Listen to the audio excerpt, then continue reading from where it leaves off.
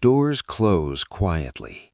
People expect endings to announce themselves, raised voices, slammed wood, shattered glass. They imagine finality as something loud enough to justify the pain it causes. They're wrong. The most permanent exits arrive without sound, without witnesses, without permission. I bought the house 6 months after the divorce, not because I needed a place to live, but because I needed a place that had never known them. No echoes of their opinions in the walls, no furniture chosen by committee, no memories negotiated into existence. Just clean lines, locked gates, and a deed signed with money no one had helped me earn. I didn't tell anyone.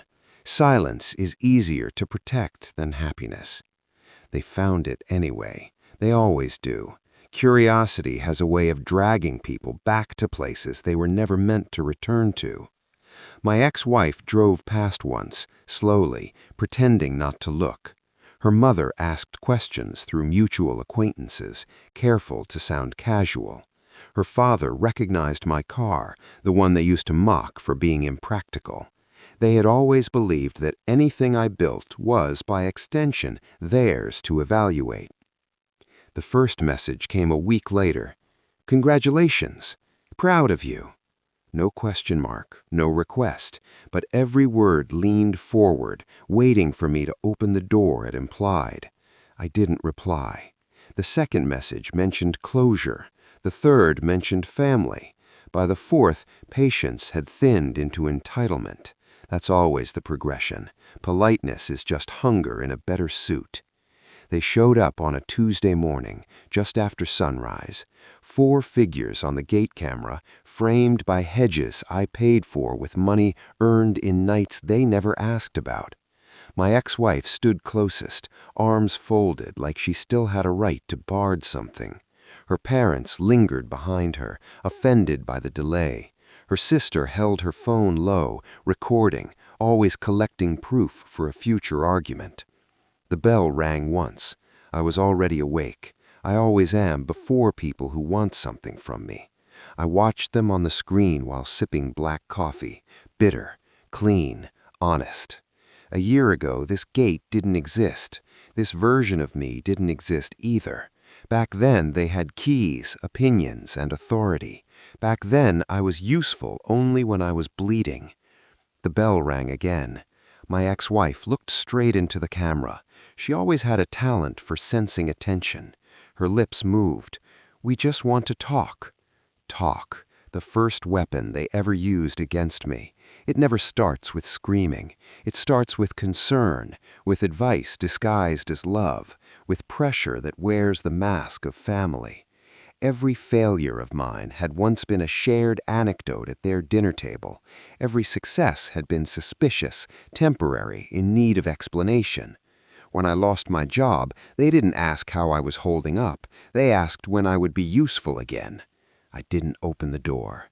Through the intercom, my ex-wife said my name like it still belonged to her. She spoke about forgiveness, about how time changes people, about how we had all made mistakes. Her mother cried softly on cue. Her father mentioned respect.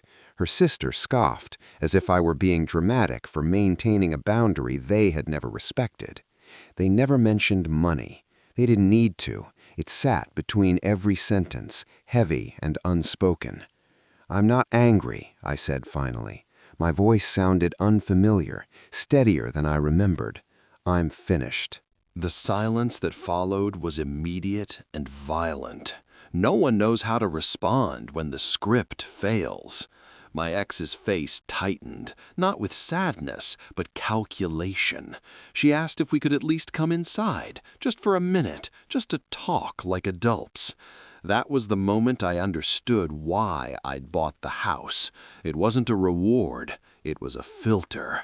I turned off the camera, not dramatically, just efficiently, the way you end a process that no longer serves a purpose. Later they would call, text, email, apologize differently, accuse differently.